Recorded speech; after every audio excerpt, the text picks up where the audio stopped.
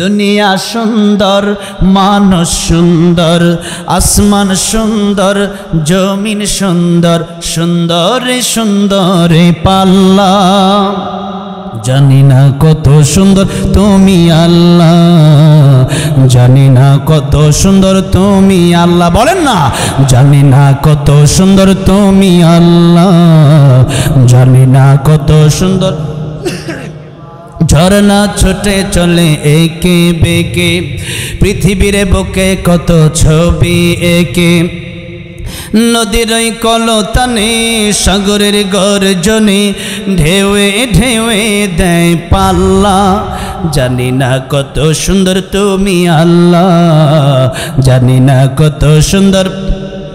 জোরে কর সুবহানাল্লাহ।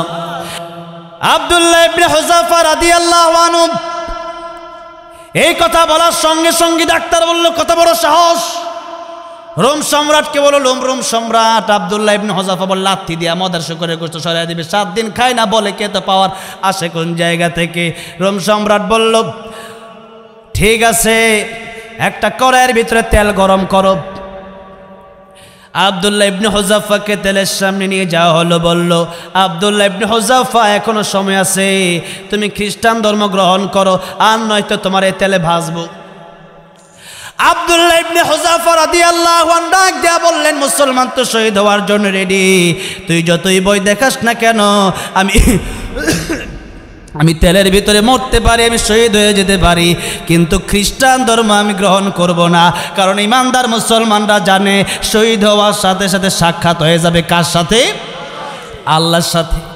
সৃষ্টি দেখেই মানুষ আত্মহত্যা করে, সৃষ্টি দেখেই মানুষ পাগল হয়ে যায়। আর এত সুন্দর সুন্দর সৃষ্টি যিনি করলেন তিনি কে?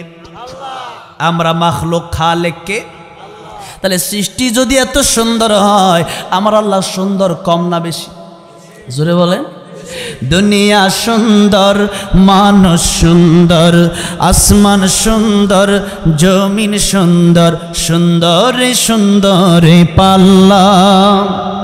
জানি না কত সুন্দর তুমি আল্লাহ, জানি না কত সুন্দর তুমি আল্লাহ। বলেন না, জানি না কত সুন্দর তুমি আল্লাহ, জানি না কত সুন্দর। ঝরনা ছুটে চলে একে বেঁকে, পৃথিবীর বুকে কত ছবি একে। নদীর ওই কলতানে, সাগরের গর্জনে, ঢেউয়ে ঢেউয়ে দেয় পাল্লা। জানি না কত সুন্দর তুমি আল্লাহ, জানি না কত সুন্দর। জোরে কর সুবহানাল্লাহ। জান্নাতি যারা হয়ে যাবে মৃত্যুর পরে, আল্লাহ রাব্বুল আলামিনের সাথে তাদের সাক্ষাৎ হয়ে যাবে। আর আল্লাহ রাব্বুল আলামিনকে দেখার পরে মানুষ হাজার হাজার বছর তাকায় থাকবে, চোখ সরাতে পারবে না। সে আল্লাহকে দেখার ইচ্ছা আছে না নাই? আছে না নাই? আজকে সূরা রহমান আমি তেলাওয়াত করেছি। আল্লাহ রাব্বুল আলামিন জান্নাতের ভিতরে সূরা রহমান আল্লাহ রাব্বুল আলামিন তার বান্দাদেরকে তেলাওয়াত করে শোনাবেন। আয় আল্লাহ রাব্বুল আলামিন, আজকে যারা এই মাহফিলে আসলাম নবীনগরে, মেহেরবানি করে আয় আল্লাহ রাব্বুল আলামিন ওই জান্নাতের ভিতরে তুমি তোমার ওই মাহফিলে আমাদেরকে একটু জায়গা ব্যবস্থা করে দিও, বলেন আমিন। সূরা রহমান আল্লাহ রাব্বুল আলামিন বললেন, আর রহমানু আল্লামাল কুরআন খালাকাল ইনসান। আপনাদের কষ্ট হয়ে যাচ্ছে? 10 থেকে 15 মিনিট কথা বলবো, রাজি আছেন না নাই? আলহামদুলিল্লাহ, আল্লাহ কবুল করেন। এই শীতের ভিতরে যারা বসে আছেন, রাত যত গভীর হয় মানুষের দরজা বন্ধ হয়ে যায়, আর একজনের দরজা খুলে যায়, তিনি কে? আল্লাহ রাব্বুল আলামিন আরশে আজিম থেকে প্রথম আকাশে চলে আসেন আর ডাকতে থাকেন, আলা মিন মুস্তাগফিরিন ফাগফির লাহু, আলা মিন মুস্তারজিকিন ফারজুকহু, আলা মিন মুবতালান ফাউআফিয়াহু, আলা কাযা হাত্তা ইয়াতলু আল ফজর। বান্দা গভীর রাত হয়ে গেছে, মানুষগুলা ঘুমায় গেছে, এই সময় আমি আল্লাহ তোরে ডাকতেছি, কি দরকার আমার কাছে? চাইতে দেরি, দিতে দেরি হবে না। আল্লাহু আকবার। মানুষের সাথে বেয়াদবি করলে পরে মানুষ আর কথা বলে না, যে ও মাফ যতদিন না চাবে আমি কথা বলবো না। আর আল্লাহ কই, তুই বেয়াদবি করছস, তুই নাফরমান, তুই গুনাহগার, মাফ করে দেওয়ার জন্য আমি আল্লাহ বইসা রইছি। কি আল্লাহ পাইছে, এরপরও বান্দা ঘুমায়। আল্লাহু আকবার বলেন। আল্লাহ রাব্বুল আলামিন বলেন আর রহমান, দয়াময় তিনি। আমার আল্লাহর চেয়ে দয়া মায়া আর কারো আছে? দুনিয়ার যত দয়া মায়া আছে, আল্লাহ বলেন আমার 100 ভাগ দয়া মায়া থেকে 1 ভাগ দিলাম তামাম পৃথিবীর সব মানুষকে, ভাগকে। দুনিয়ার বাঘের ভিতরেও 1 ভাগ, দুনিয়ার বাঘের ভিতরেও 1 ভাগ। বাঘ, ওই যে চিড়িয়াখানার যে বাঘ, বাঘ ছোট বয়াকার বা বড় ঘ, বাঘ। দুনিয়ার বাঘের ভিতরে 1 ভাগ। উল্টা শব্দ খালি চেঞ্জ হবে। দুনিয়ার বাঘের ভিতরেও 1 ভাগ, মোরগের ভিতরে, মুরগির ভিতরে 1 ভাগ। যার কারণে মুরগি নিজে বৃষ্টিতে ভিজে তার বাচ্চাগুলারে বৃষ্টিতে ভিজতে দেয়।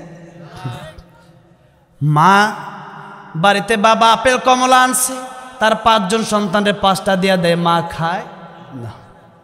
এত মায়া, এত ভালোবাসা, এত দয়া তামাম পৃথিবীর সব মানুষ, সব পশু, সব মাখলুকাতকে মিলাই আল্লাহ দিছে 1 ভাগ। আল্লাহর কাছে আছে 99 ভাগ। সুবহানাল্লাহ। আল্লাহ রাব্বুল আলামিন বলেন এত দয়া মায়া আমার। এবার শুনেন আল্লাহ রাব্বুল আলামিন সূরা রহমানের ভিতরে একটু পরে পরেই বলেছেন, যারা পারেন আমার সাথে ঠোঁট মিলিয়ে পড়েন, ফাবিআইয়ি আলাই রাব্বিকুমা তুকাযযিবান। তোমরা আমার কোন কোন নিয়ামতকে অস্বীকার করবে? পারবো?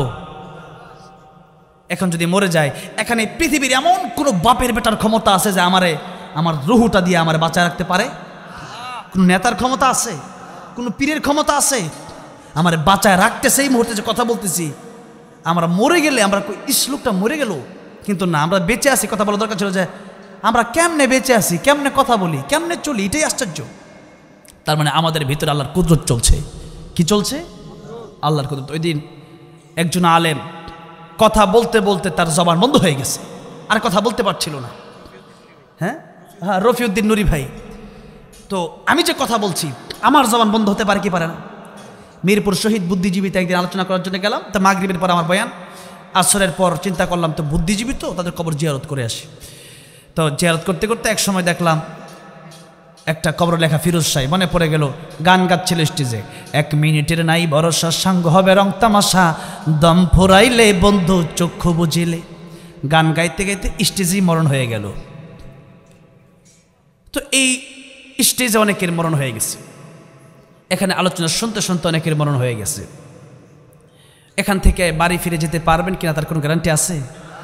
জোরে বলেন, গ্যারান্টি কোনো আছে? এই জন্য সব নিয়ামত আমার আল্লাহর দেয়া। আল্লাহ বলেন যা দেখো, যা চলতেছো, কথা বলতেছো, সবই তো আমার আল্লাহর দেয়া। তবে শোনো, আল্লামাল কোরআন, দয়ার প্রথম কথাই আল্লাহ বললেন আমি তোমাদেরকে কোরআন শিখালাম। কি শিখালেন?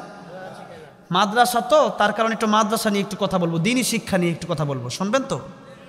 হ্যাঁ, এই জন্য সূরা রহমান তেলাওয়াত করলাম। আল্লাহ রাব্বুল আলামিন বললেন আল্লামাল কোরআন খালাকাল ইনসান। আমি আল্লাহ রাব্বুল আলামিন কোরআন শিখালাম, আগে মানুষ বানালাম, পরে আমরা তো দেখি আগে আসলো মানুষ, তারপরে শিখলো কোরআন। কিন্তু আল্লাহ বলেন না, কোরআন যদি না শিখো, জন্মগত যদি মানুষ হও, আসাদ নুর তো দেখতে মানুষ, কিন্তু কুকুরের চেয়ে খারাপ। তাসলিমা নাসরিন দেখতে মানুষ, কিন্তু গরু ভালোবাসে, গরু দিয়া সমাজের উপকারে আসে, কিন্তু তাসলিমা নাসরিন দিয়া সমাজের ক্ষতি ছাড়া আর কিচ্ছু নাই। এই জন্য আল্লাহ রাব্বুল আলামিন বলেন কোরআন না শিখলে মানুষের মতো মানুষ হওয়া যায় না। আল্লামাল কোরআন খালাকাল ইনসান। আল্লাহ বলেন যত দয়া আমার আছে, সবচেয়ে বড় দয়ার নাম হলো কোরআন শরীফ। সবচেয়ে বড় দয়ার নাম কি? এখন আসেন, কোরআন শিখলে 4টা লাভ। কয়টা? অনেক লাভ আছে, হাজার হাজার লাভ। আমি বলবো আজকে 4টা। কয়টা বলবো? 1 নম্বর, কোরআন শিখলে পরে এই দুনিয়াতে মানুষ র্যাব, পুলিশ, আর্মি কোনো সময় ভয় পায় না। তারা অন্ধকারে চুরি করে, ডাকাতি করে, জুলুম করে, জনগণের টাকা খায়। আর যাদের ভিতরে আল্লাহর ভয় আছে এরা চিন্তা করবে আমার কেউ দেখবে না, আমার দেখবে কে? এই শিক্ষাটা পেলাম কোন জায়গা থেকে? ইংলিশ, অঙ্কে, বাংলায় না কোরআন শরীফে? কোরআন শরীফে। এই জন্য কোরআন শিখলে পরে এই দেশের মানুষগুলো সভ্য মানুষ হয়ে যাবে। এটা হচ্ছে দুনিয়ার 1 নম্বর লাভ। 2 নম্বর লাভ হচ্ছে কোরআন শিখলে মরণের সময় ঈমান নসিব হবে। কি নসিব হবে? আর যদি কোরআন না শিখেন ঈমান নসিব হবে না। আপনাকে আমি জিজ্ঞাসা করতে চাই, আপনি যদি বলেন আমি জানি না, আল্লাহর কাছে এই কথার দাম হবে না কেন? আপনি না জেনে বিষ খেলে ক্ষতি আছে না নাই? না জেনে 20 তলা থেকে লাভ দিলে ক্ষতি আছে না নাই? না জেনে কারেন্টের সুইচে যদি আপনি হাত ঢুকায় দেন ক্ষতি আছে না নাই? আচ্ছা, আপনি যদি জানি না কাজ হবে না, মরে যাবেন। ঠিক তেমনিভাবে আপনি যদি জানি না, আল্লাহ বলবেন জানলা না কেন? কেমনে খাইতে হয় শিখছো, কেমনে বিয়ে করতে হয় শিখছো, কেমনে দুনিয়াতে চলতে হয় তা শিখলা, কেমনে চাকরি করতে হয় শিখছো, ডক্টর কেমনে হয়তো শিখছো, ইঞ্জিনিয়ার শিখছো, কিন্তু কোরআন শিখলা না কেন? জবাব দাও, আগে এইটার জবাব দাও। নামাজের হিসাব হবে কিয়ামতের ময়দানে সর্বপ্রথম। যারা কোরআন পারে না নামাজ হয় না। নামাজ ভঙ্গের কারণ কয়টা? 19টা।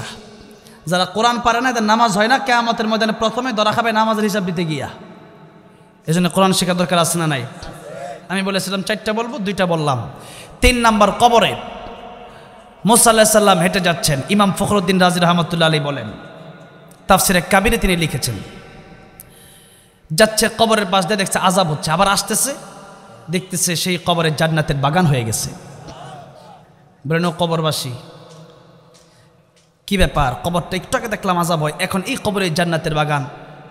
উনি বললেন আমি যখন মারা যাই আমার স্ত্রীর পেটে একটা বাচ্চা ছিল, সেই সন্তানটা দুনিয়াতে জন্ম নিল এতিম হয়ে।